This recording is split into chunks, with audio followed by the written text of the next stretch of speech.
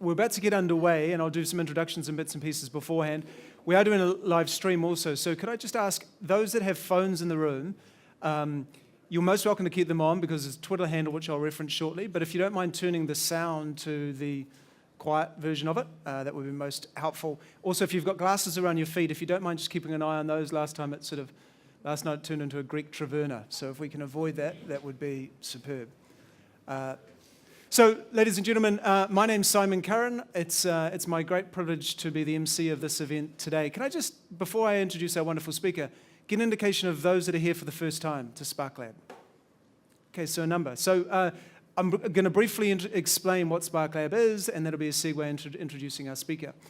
Spark Lab is one of the attempts by Spark to unleash the potential in all New Zealanders.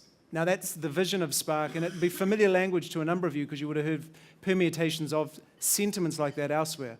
I personally have never seen an organisation go to the extent that Spark have to deliver that. As an example, this is the 166th version of Spark Lab.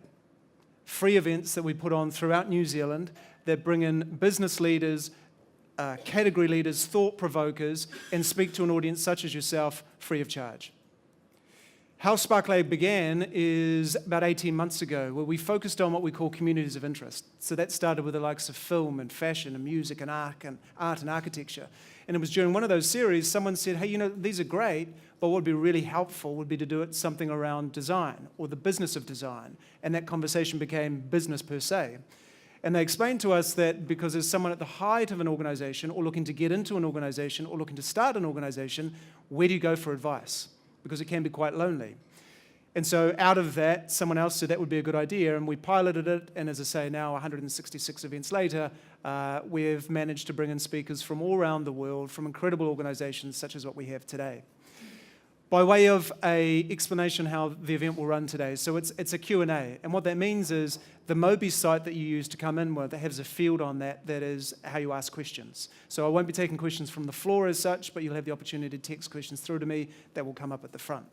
There's also a button on that because some of the feedback we got, it'd be lovely to meet some of the more people in the audience. So there's another button on that Mobi site called Connect that will bring up everyone in this room, and you'll have the opportunity to network should you want to be able to do so. Our Twitter feed is hashtag SparkLabNZ, so we'd really encourage commentary if you can on as we go on anything that you think resonates or the things that you'd like to debate further. By way of health and safety, if there is in an event, there are two exits, either end of the building. Those that have used the lift will understand why I really don't use the lift in the case of a fire.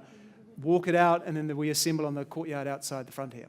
So with that out of the way, let me now introduce the reason that we're here, and that's to hear from this incredible speaker, Hector. Some of you may have attended an event this morning, which Spark was a sponsor of with Semi-Permanent. Those that didn't, you're in for a real treat. Hector has built a career and out of a fascination of the sort of fusion between technology, design, and what future possibilities might be as a consequence. He joined in 2007, and you're going to hear more about his career. He was part of the MIT Mobile Experience Lab and later found his way to Google, where he's currently the head of design for all things search related. Now, if you're going to work at Google, it's not a bad job to be head of design for search. That's the chap that we've got in the room here today. So we have 45 minutes of his time to ask whatever questions we think are appropriate to learn more about that journey. And you don't have to be living anything above the age of 6 to know what Google is. And to do a little bit of a prep, I've just done that standard Googling stats about Google. There is no stat under the billion mark or the million mark.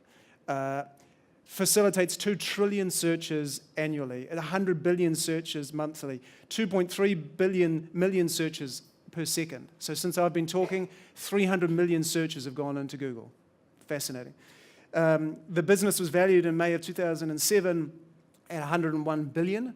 So that's 60% of our GDP as some relativity. And 15% of all Google searches have never been searched before, which is staggering given those statistics. So without further ado, it's my wonderful privilege to introduce us all to Hector. Thank you. Thank you, Hector. So I thought to ease us into it, we might start with... Can you hear me? Yeah. You and your journey. So how does someone get to a job of being head of design, of search at Google? Well, before I start, I think I have to say thank you for having me here.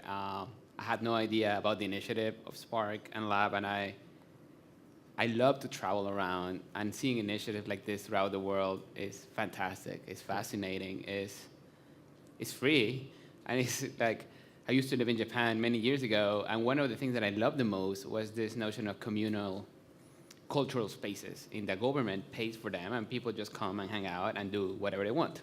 So there's certain entrepreneurs that just meet on the weekends, and they taught me Japanese, taught my wife karate and calligraphy.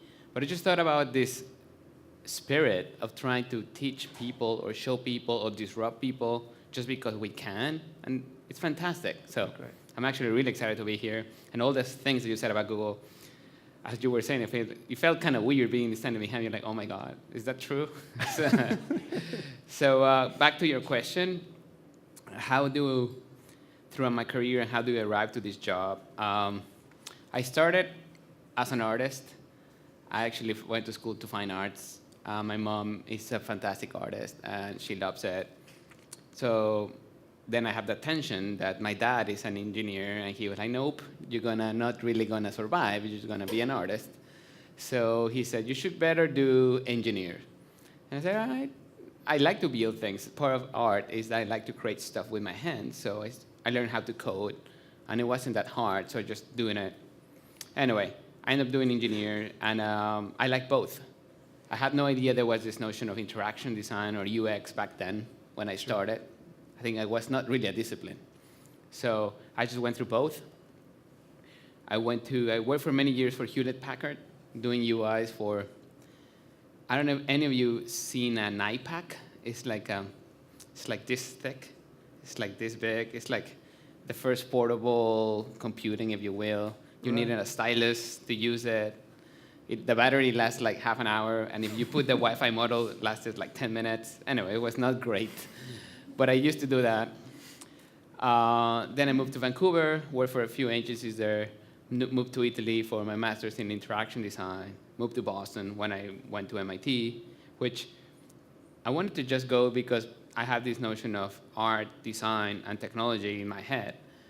I went to teach design to engineers, which engineers are very different than designers at the high level, right? They're very much they have a structure, they have a goal, and they go about it. And whereas designers were more like hand-wavy, we just don't care that much about the details. We just, yeah, sure. And we did things. So I was helping engineers see the power of design thinking. Right. So that was a great job. Then I moved to New York to start with Google. And it was fantastic. I just needed to move to New York. It was not my intention to go to Google. I just wanted to move to New York to live in the same city as my wife. So we did that. 2 years later, they sent me to Tokyo to help lead the design team in Tokyo. And then I moved to California. So been doing many other things. That's the broad strokes of how I'm moving. Right. And it's mostly about, I really follow this personal belief that everything can always be better. So most of this change is self-inflicted. I always change because I think if I don't change, I won't be making what I tend to do better. Fascinating. So that's how I run my team. So that's how I run my life. I strongly believe that everything we do just reinforces everything we do. So if you don't do anything to disrupt yourself, you just keep doing what you're doing. And probably you're not learning, you're not growing. So. Well, we're certainly going to come back to that. Let's just pick two of those organizations. Let's take MIT and Google. So for many of us, revered businesses, institutions. Culturally, what's the difference between those two places? I don't think they're that much different. They're both tech. They're grounded in tech as engineering strong driven ethos or aspirations. So that's really nice. I think like both Google and MIT share this notion of everybody's like a builder. Like just generally they just want to build cool shit. Yeah. That's awesome, right? You want to be in a place where everybody just want to do things. Yeah. So it feels very natural to one from the other. That people just complement each other, and then they bring you to that corner and say, hey, Hector, what about this? And then somebody else tells you, oh, let's do about this and this. So it's really cool. The side effects of that is then you end up with a lot of things that don't really talk to each other. But that's a different problem. So culturally, I think in Google is people just really smart and very driven to do something good, whatever that is. And I think in MIT, I saw a little bit more of people trying to get better themselves. I could feel there's just a little bit of maturity probably of the people that I dealt with. Yep. Also in MIT, I was doing stuff that was really cool but really useless. It was really fun, and it was creating all this robotics and stuff, and it was fun for the client that I was working with, but it was really not really making the world a better place. Gotcha. And in Google, you have this notion, although it sounds really like cliche of Silicon Valley, most of my coworkers have to say they all want to make something better. And one of the things that Google brings is scale. The numbers that you said is true. When you have all this scale behind you, it requires a lot of people with the right mindset and the right incentives and the right motivations to go about it, because it's hard. Yeah, right. Most of the things that happen in searches, they're invisible, so you don't really see what you search before, because usually we search for something, and then we forget about something, and then we search for something different, right? So the nature of the product is that it's hidden, it's invisible. Once you search it from the search box, it will bring it to surface. So it requires a special set of skill set and patience to do it. Sure. So I'm really intrigued by the idea of making things better. And we chatted a little bit yesterday with Eric from Uber about the growing importance of design to make things better. So take guys like Steve Jobs, Elon Musk, a number of the very best, most successful, most valued businesses in the world have design right at the top of their priority list. Has that changed in your career? Yeah, has changed a lot. I've been at Google almost 10 years, so I can see this tremendous change. Initially, like 10 years ago, we hired people that were more like me, that were more on the technical side, that I'm a terrible coder, I'm really bad at it, but I understand it. So, but they hired people that were really good about coding, and they were good about thinking or drawing or something more on the creative side. And I think that happens in all organizations. When you hire people, you actually bring people that complement you a bit, but that there's an overlap between similarities and differences. So at the beginning, people tend to attract people that the similarities are more than the differences. I think over time, and now I see fast forward 10 years, we hire people for the differences, not for the similarities.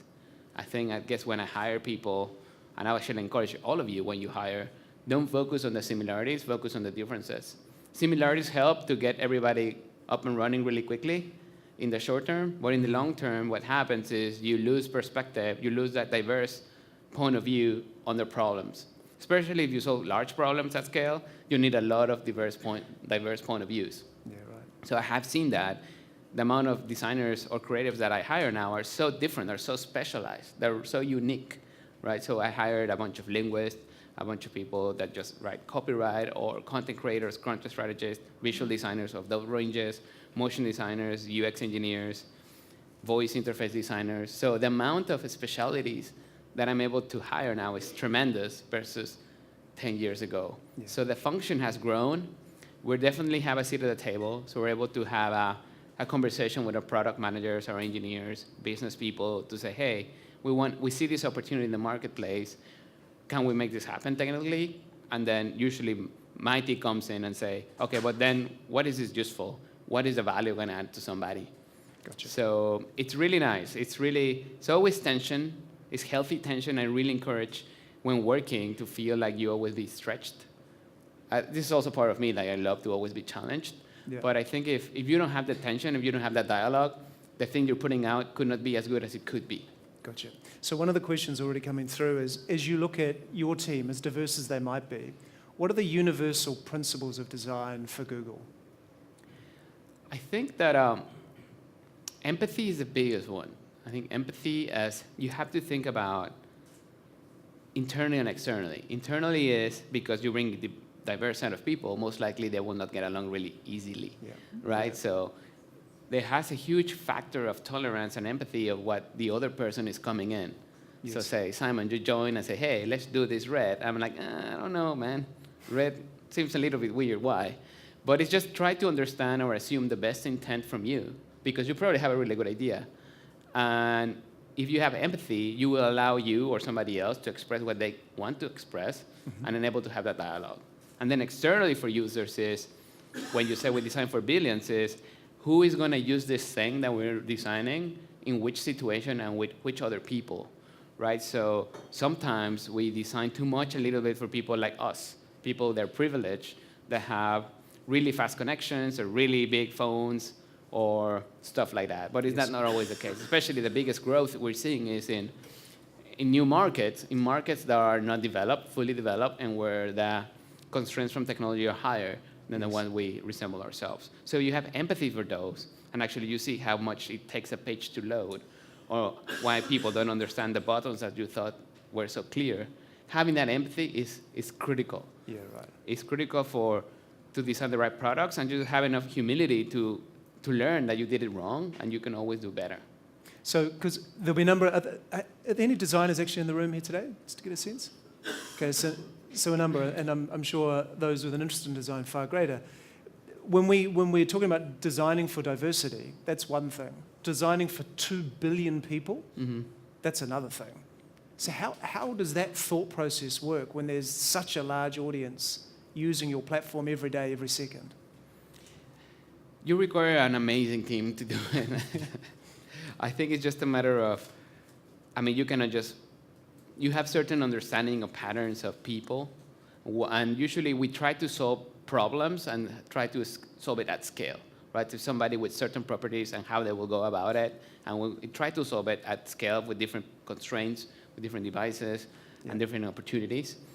We have an amazing set of people that help us bring insights from the field. So we have a research team that help us understand what are the trends, so both to set strategy, but also just to help us validate our guesses, because usually we are guessing. Like people think that Google has it all figured out. We don't. We try, and we try really hard.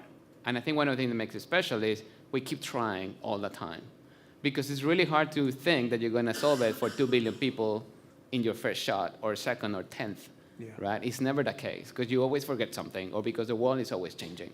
So it's this notion of everything always get better, having enough insights, having that strategy, and just put a little bit of focus on that. Gotcha. It's not a simple answer. I don't think we have it figured out yet. Sure. So one of the things that you talked about this morning is the importance of curiosity within design. So through the lens of users and so forth. And there's a sort of weird irony, isn't it, that as technology gets more and more advanced, those people in charge of doing it, such as yourself, are encouraged to be as curious as a child. So radically increase, but think like a 5-year-old. How does thinking like a child, how does that help you in your daily work? Helps me a lot. Because one thing is, what kids have is they don't have the constraints or the assumptions that many of us have. So when they come and see a problem, they will try to solve it differently than those that we have certain knowledge prior ahead. Usually helps that when my team or other teams come and then we talk about a possible solution, we try to remove themselves as the final users and say, hey, what are the assumptions or constraints that you do it in order to guide the solution? Sometimes we notice that we tend to go on the more complex side of the solution because we have that bias to design. We have this bias internally that we design for ourselves, and we understand what we're doing, right? Because we are ourselves. But we have a lot of teams that help us understand who is going to be using this, and it's fascinating to see people using your product and making this face like, I don't know what you're talking about. And you're like, oh, and then you go back, right? And we do this all the time because we have all these assumptions. And then kids, new people, they don't have these assumptions, right? And sometimes I put myself as a user. I don't know how many of you here is, because I'm assuming you are technologically savvy. Whenever you get to your family parties or something, you're the one that had to set up the Wi-Fi or have to set up the router.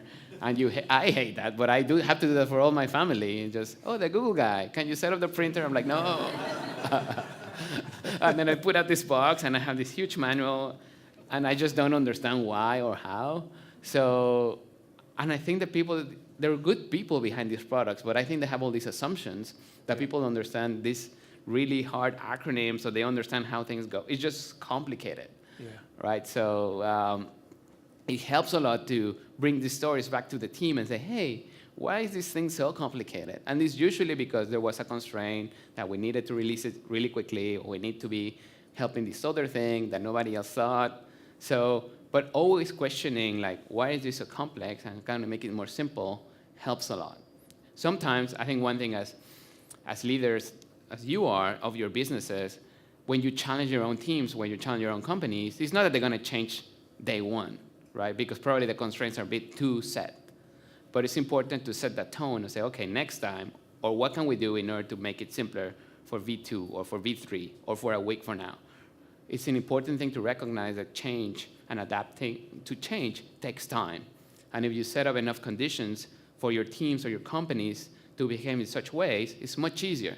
Because one of the things I tell my team is, don't focus on the next step, focus on the n number of steps, right? So when you see the path forward, the further you put your goal, the more opportunities you'll see. And then even if today's step is a little bit weird or suboptimal, that step, if it's taken to the place that you want to go, is much better. Because as designers, you feel it all the time. At the beginning of my career, I always get like bummed or sad about, I came up with something amazing. I thought it was amazing. Maybe it wasn't. But then my product partner or my engineer were like, no, you're crazy. No.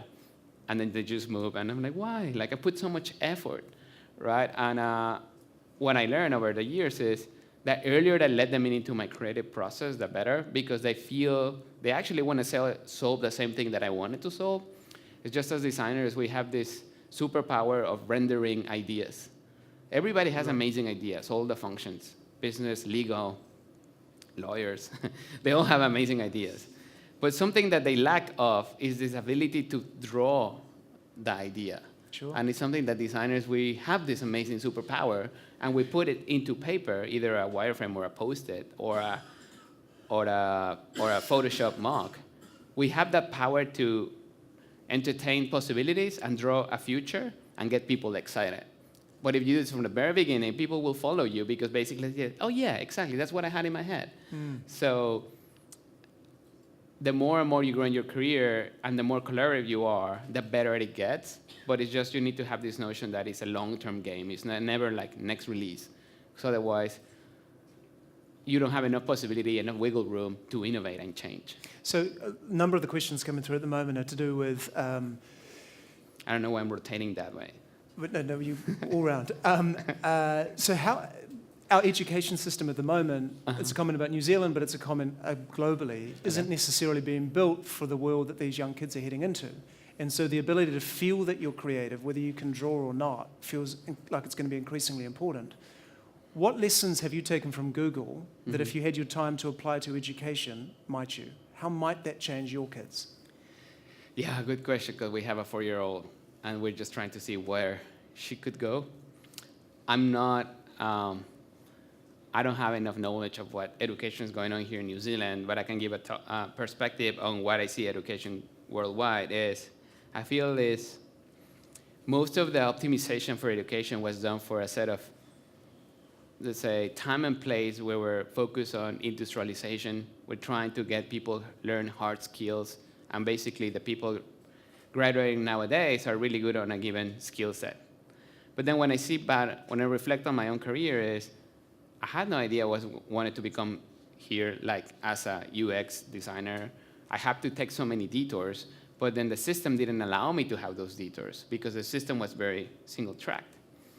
One of the things, one of the schools that we're hoping to put our daughter in is from this founder from Khan Academy. Khan Academy is this amazing technology, amazing platform that teaches education at scale for all the world. They create videos. And actually, its founder, he realized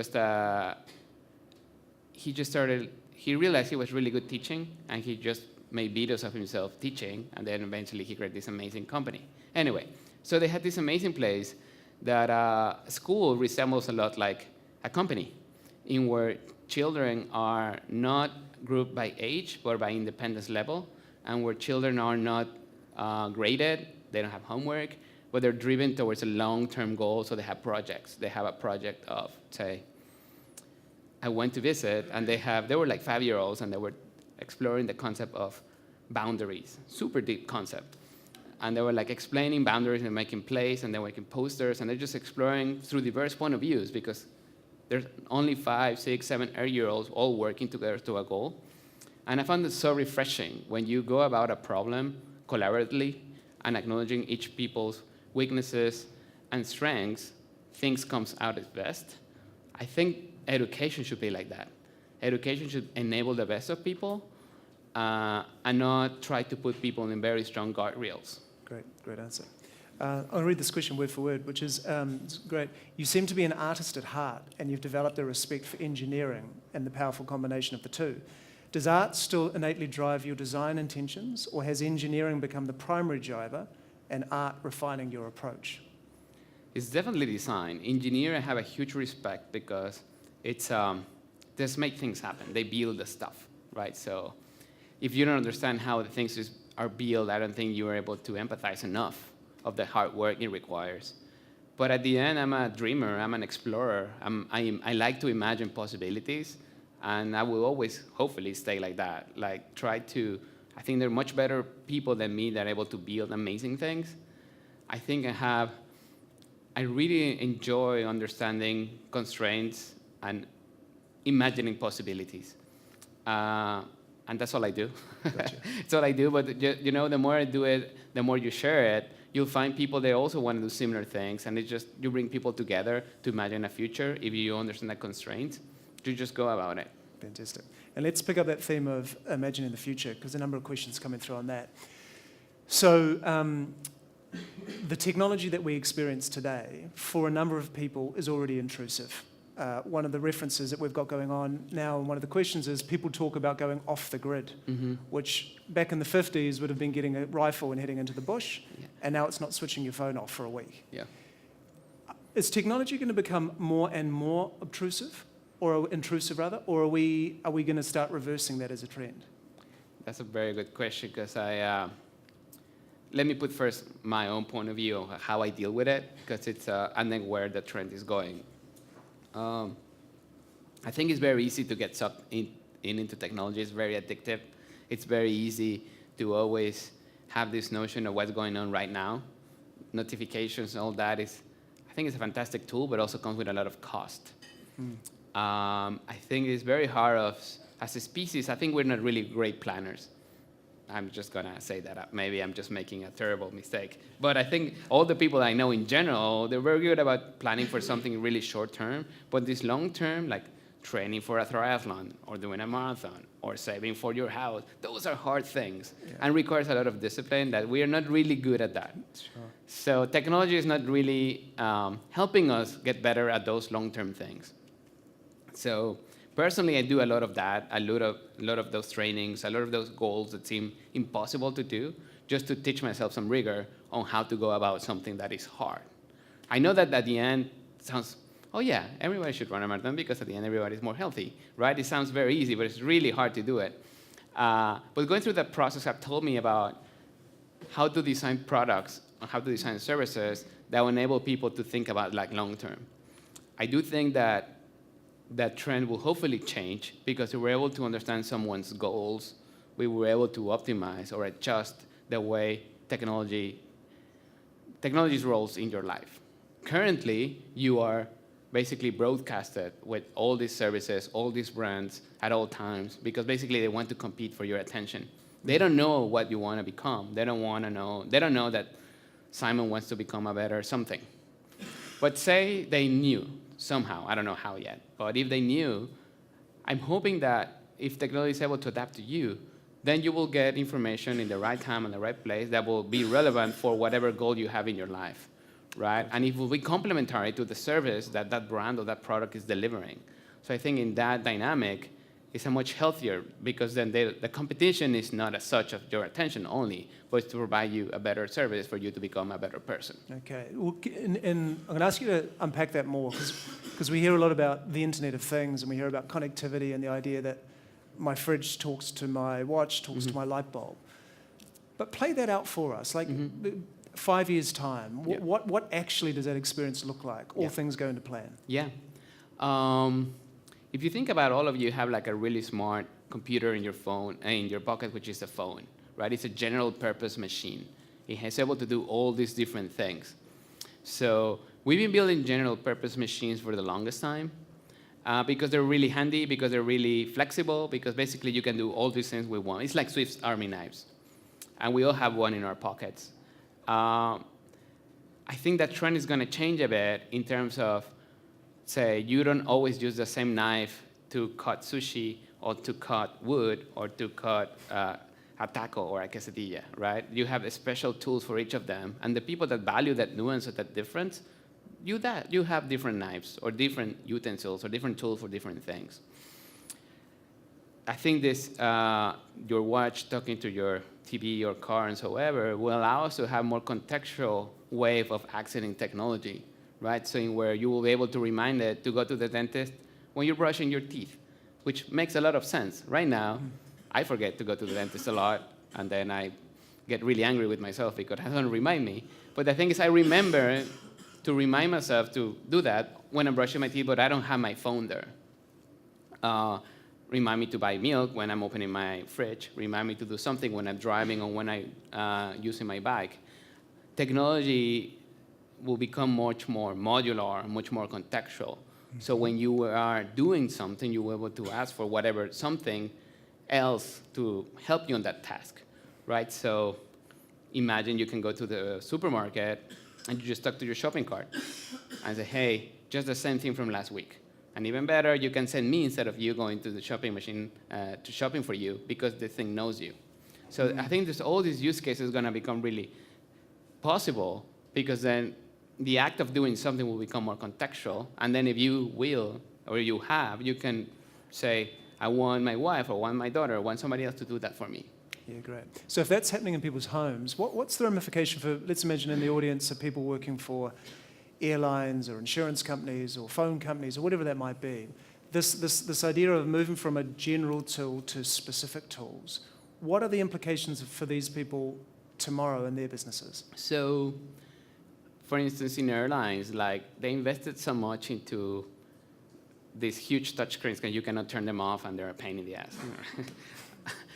I don't know. I think I really dislike that in the evening you go in a flight. I fly a lot, and the whole plane is like dark and super bright because all the screens are on, and nobody can sleep well because they have all this artificial light in their faces. And there's a lot of investment in that entertainment. But I think that other airlines have done amazing amazing alternatives. I don't know if it's better, but they basically encourage people to bring their own phones and tablets because most of us have one, and they invested in services, in infrastructure to make that experience much better and faster on flight. I think that one has a lot of potential because it's my device. It knows me. It has my preferences, has what I like it. I don't need to figure out how to use yet a new UI that is really sloppy because the airline manufacturers are not putting effort into making that smooth. But the people doing this phone, they do, right? So why should I suffer from somebody's bad choices? And that happens all the time. This is just an example, but trying to figure out what are the right investments for the long term in where people will feel more at home, more in where they can use the thing in the way they like to use it. Every time you create something new, there's going to be some friction in getting the way, as a user, you like to use certain things in certain places. So say your favorite artist, your favorite playlist. In order to find that in an airline menu, takes like 20 steps. In your devices, you can just say, play me my Spotify. Takes one step, right? So you're competing 20 versus one step. Yes. And and that's a choice. And I'm sure that these businesses are not easy to change. So you making a decision like this will probably take a few years to course correct. But if you're thinking that the trend of technology is devices are getting smarter, faster, and cheaper, that we know for sure. So if you know that's already the case, how do you invest in situations in where your users will feel more happy because whatever device they're using in your area of business resembles more of what they like? So, and I think I will invest a lot in that, into making that friction almost non-existent so people feel more happy because they use their preferences. which presumably comes back to your point on empathy and seeing it through the eyes of the user, not we've got some real estate here, what do we do with it? Yeah. So let's then go to artificial intelligence. So go back to that environment where there's this connectivity. How actually will that show up for us in the next 5 years? I think AI allows us, I think I said earlier this morning, is I see it as it allows problem solving to be more creative. Machines, technology is able to solve a problem in a way that humans couldn't anticipate it will, because we don't understand. But we just set the right conditions that eventually the computer will solve it faster and better. So when you will have this notion of creative solving from technology, I think you can start expecting things like understanding users' intentions much better. Right now it's really hard for any type of technology to understand what I want, because usually the input way of me saying something is already constrained of what the service wants to know, right? So, for instance, in the earlier example, if I go to entertainment, I only see movies, TV shows, and songs, but that's it. They already have a constrained set of the things that can possibly tell that thing right now. Imagine it was more open-ended. Do you feel like relaxing, or do you feel more like, do you want to feel much more like your flight to Bali or your flight to Mexico? Speak more high level in where the ability to understand the intention from the user is wider than just a type of media, right? Imagine you could just play photos from your last trip with the music that you love. I don't know, I'm just like, right now actually brainstorming, but it's like, if you enable people to tell more of what they want, and then actually technology is able to understand what you're trying to say, and then we could provide the right services through the right platforms, the right apps, I think we'll be in a much better state. So let's go to let's go to a light bulb. How, to pick a really extreme example, machine learning is an example. How will that experience help the interface with the light that shines on me? So I think in these cases, I mean, a lot of my team says, well, you can always do that on and off, and it's much faster. And I say, yes, it's much faster, but think about it like, say, a famous designer or a famous chef, and say, hey, I want my house to be lit like whoever designer, like Charles Eames, and it happens. And maybe you don't notice the difference, but just the ability to imagine that you can have it, it's awesome. Because then now imagine you can start mimicking the conditions of your house, of your office, as others that are much better than yours. I don't think enough people put enough time to this attention to details. But when things are so easy, like, why not? Why not will you have amazing lighting just like somebody else, right? When you can have this shared knowledge. So I think just talking to your light bulb to turn on and off is just one step. I think when it comes very interesting is when you're able to have this agency or this creative direction of your own house. And most of us don't know what we want. That's, again, another drawback of our species. We think we want something where actually we didn't want it and we find out only after we get it. But it's more like if you can help people, more like, hey, do you feel more like a cozy lighting, or like you want to wake up, or I don't know, you can talk more naturally and then experiment with your house and say, yeah, why not? Because the particular question that's come through talks this idea that the notion of learning, so if something gets better, the more information it receives. Does that require an expectation change? Because me as a user at the moment, I buy something and it's binary. It either works or it doesn't work. But this state, things are going to work and get better. Yeah. So there's almost there's a expectation change too there, isn't there? It is, and it's expectation from the technology itself that's going to be maturing and learning and evolving, but also expectation from ourselves. That's right. That the thing they're going to get is not going to be as good as it gets. You're just going to get, let's say, its baby version, right? This is what I said in my talk today, in which somebody in a previous talk that I gave in Berlin a few weeks ago, they were saying, when is that moment that we're going to see this leap? When is technology going to leap? AI, deep learning is going to help us leap. I thought that the reporter had the approach is wrong, because I don't think things will just leap. I think we'll just like, it's like when you have a kid or you have a baby, they just don't leap and become like an adult. They go through these horrible phases of teenagers or other stuff. But you go with those phases with themselves, right? So you share that pain, and you share that gain. You share those ups and downs. Same thing's going to happen with technology. Like, you're going to get something. You have the ability to become amazing, but you just need to invest time, effort, and building a relationship with it. So I don't think the end device would probably, like, the hardware of it will not longer change that much, but the intelligence behind it will. And it will just require you to be saying, hey, this is what I like, this is what I don't like, just like we do with each other. And over time, it's going to learn from it. And I think what is fascinating to think about this world, of this future, is it doesn't have to be constrained to that device that you're talking. This relationship can be sent to other devices, which is you and I have a constraint of being human beings, I will be in a relationship with you, but I cannot be in the same relationship with him, for instance. Yeah, gotcha. Right? It's a different one. So we are constrained by humans, but I don't think technology should be, right? So anyway, this is something that I find fascinating. And yeah. So in the media, in any given day, you hear really divergent views of where AI takes us. Some are forecasting utopia, others are forecasting Armageddon. And it seems to be that polarized. Yeah. What's your view on that? I always get this question. People are afraid that the machines will come and kill us. I'm an optimistic at heart, right? I think I like my job and I like the things I do because they're so hard to do. And if you are not optimistic, I don't think you'll be able to do that. So I will not say it will be utopia. I will just say it will be much more, you will have more time to spend more time with people. I think at the end, all the things we're trying to do, all the tools that we do in order to capture and share information, to make transactions, are just like distractions from us being with other people. Maybe in this world, and if that's all, and we just hang out with people, we're gonna get bored. I don't know. But I think if you remember, when we started as a species, we just have other people next to us, right? Then we started inventing things because we had needs, like, oh, it's getting cold, why don't we invent fire? Well, actually, it didn't happen like that, but basically there was a need, Yeah. right? And then some people started prototyping, and eventually somebody found a fire, right? And then somebody invented another thing. Oh, look, I can invent this stick with this rock, and I can write, and if I do this line means this. And they start inventing more things. But usually we start inventing things just in service to a need. But imagine those needs are already covered. They don't really need to be inventing more stuff, and we can just go back to whatever we used to be. So that's how I see this future. It's probably more utopian, but That's good. Yeah. That's a good thing.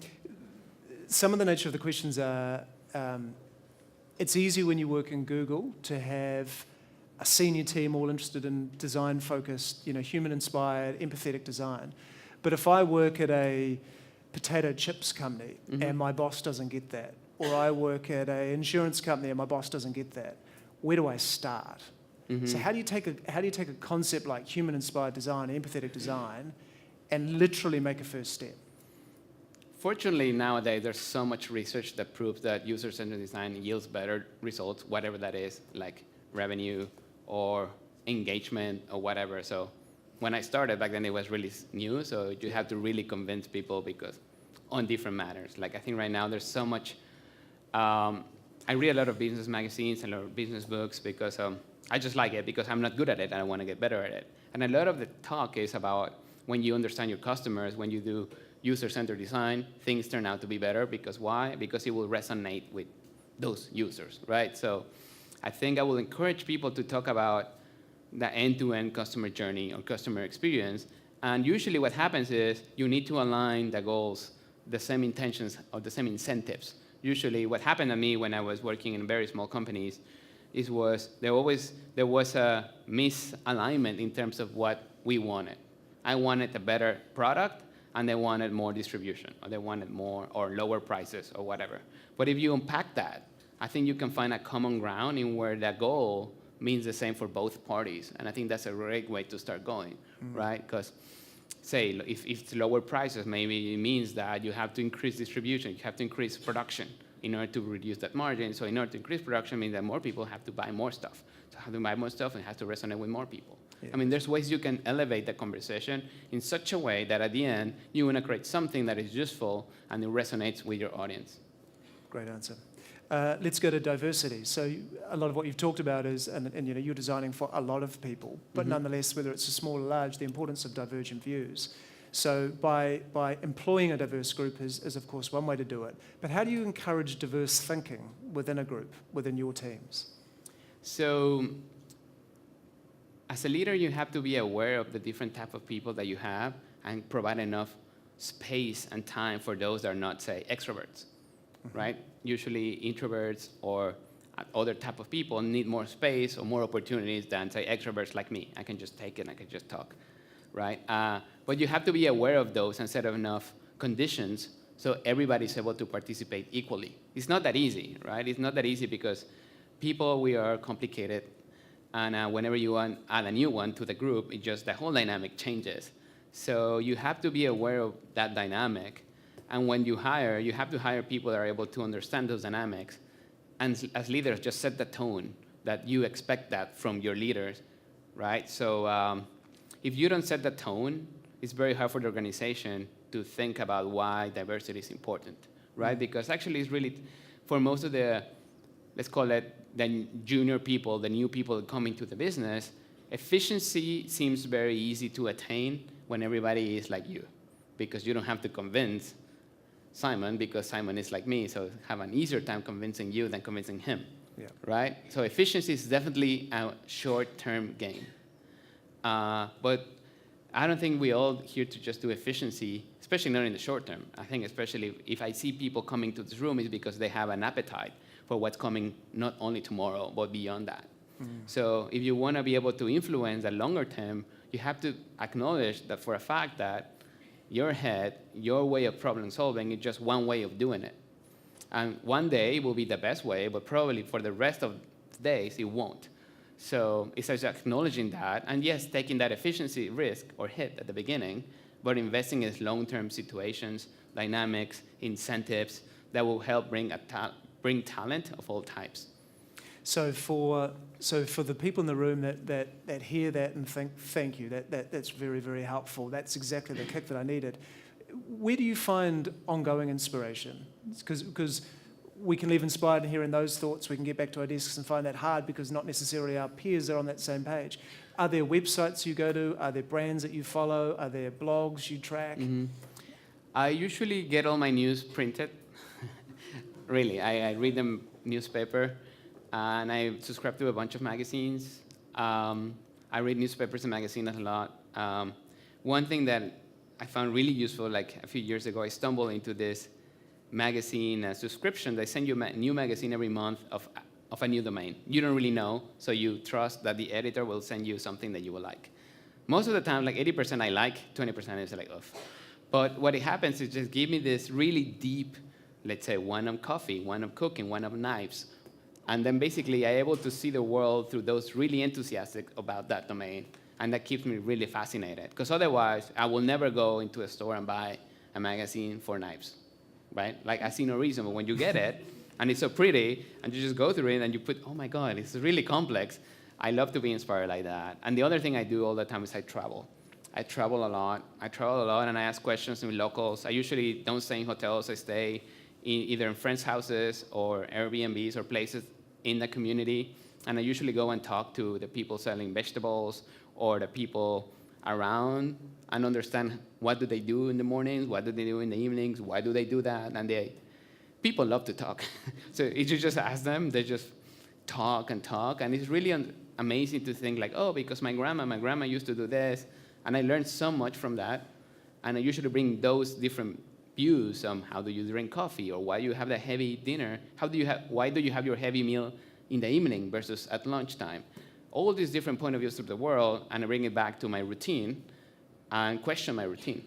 So the wonderful thing about that is we can be forgiven for thinking, yeah, but you're Google, so you must have incredible research budgets, and I'm sure you do, but the examples you're sharing is when do people drink their tea, and they're things that you can get from a grocer. Mm-hmm. So we don't have to rely on incredibly advanced technology. Rather, some of these insights are sitting in front of us, aren't they? Yeah, I think it's just like I said at the beginning, is everything I do reinforces everything I do. If I don't change something to teach me something new, and it's just as simple as talking that somebody that I never talked before. I'm 100% sure I'm going to learn something new, and then it's up to me to apply that new learning to change myself or just to ignore it. But then I'll do it again and again.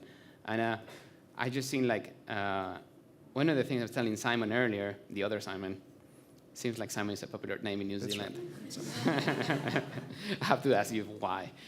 It's like the culture or the appreciation for service or helpfulness is so high. Like actually, the other place I experienced something like this is in Japan, but I don't speak Japanese, so I actually don't understand, but I see their intentions. Here it feels like double good because I understand the intention and I understand the language.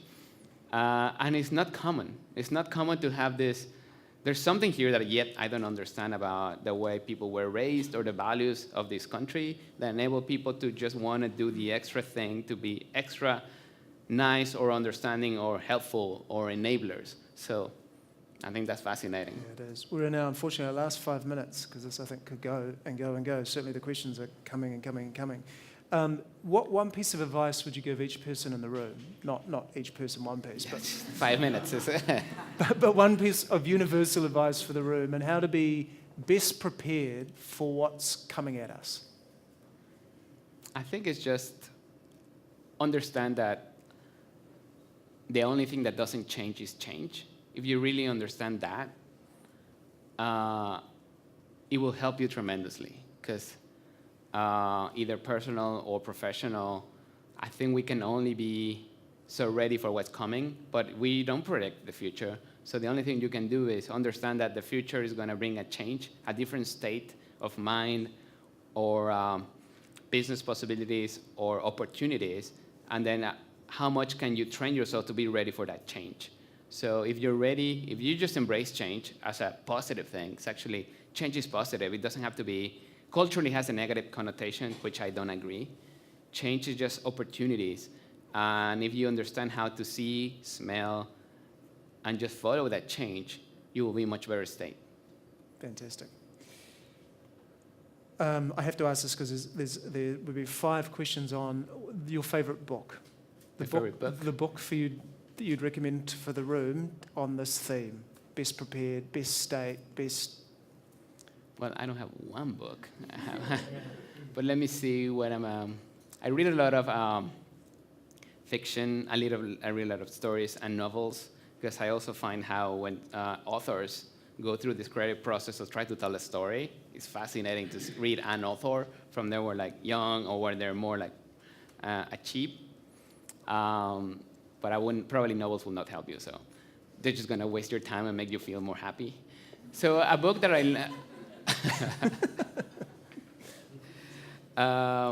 let me see, something that is more playable. So there's one, I don't know the author, but I read it quite frequently, is Scaling Excellence.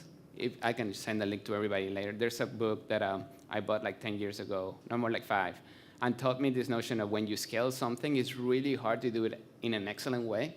When you have a small team or you have a small business, it's much easier to run things at your taste, at what you consider excellence, but as soon as you jump from 10 to 20 to 100 to 300, something that I experienced in my career, it's really hard to maintain this notion of excellence. And they talk about the whole push and pull, about the things you have to let go, the things you have to delegate. I find that really useful. Another book that I like a lot is Make It Stick, but Heath Chase, I think is the name. I'm happy to share the link, which is tells you how to tell a story that will be in somebody's head and will be sticky, right? And he teaches all about this notion of how do you tell a story in a way that will resonate with people. And usually we all make the mistake of telling the story to ourselves, and it sounds really good in our heads, but when you tell somebody else, it really falls flat. Good. So, and last question, what are you most excited about or most curious about for Google search in the future? I think that this notion of understanding people's intentions and bringing to resolutions makes me really excited. If I understand that, say you or my daughter or anybody in the audience, if I understand those goals, I'm able to then tune all the services, opportunities, and platforms you're going to receive throughout your day towards that goal. And just thinking that I'm going to make better people just because I'm going to help them align to that goal, because I know that we're not good about following long-term goals, that makes me happy. That makes me really excited about helping people achieve better versions of themselves by tweaking or guiding technology. That's unfortunately takes us to time. And it's been an absolute privilege. We can read a lot about Google and we can hear big statistics, and it's an impressive organization. But to have someone like yourself in such a senior role there share as openly and as heartfelt as you have, that's a real privilege. So thank you. Could you please join me in passing our thanks? Thank you. Thanks,